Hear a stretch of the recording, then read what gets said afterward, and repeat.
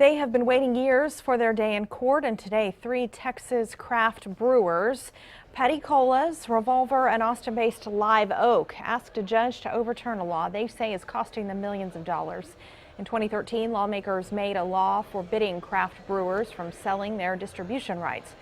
So when they've reached their geographical limit, like Live Oak and Austin, they have to give the rights to big distributors to get their beer in other cities. It's not understandable how that's, well, not only how it's constitutional, but how is that fair? The state of Texas cannot pick winners and losers in the marketplace. They can't pass a law to enrich beer distributors at the expense of craft beers companies. That's exactly what this law does. It does nothing else. The Institute for Justice says the judge indicated she would rule within the next 2 weeks. There has been a big shakeup in the Texas craft beer industry in recent years. After a bill passed in the legislature in 2013, craft brewers were allowed to produce and sell on site. Brewers said it would foster growth for the industry. It has for hops and grain. Right now they're looking to expand from East Austin into San Marcos.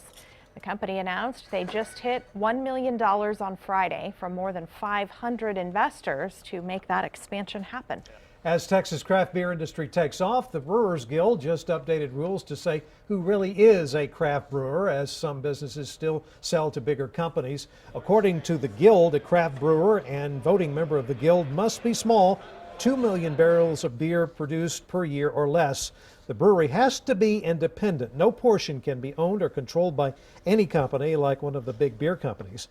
And you have to be somewhat traditional. No flavored malt type drinks allowed to be considered for the Texas Craft Brewer Association. The organization also created an associate brewery membership. That's for any businesses that want to support the industry but don't quite meet the criteria. This comes on the heels of Revolver Brewing being sold to Miller Coors. The Granbury-based company was only founded back in 2012. The company expects the sale of that business to be completed later this year.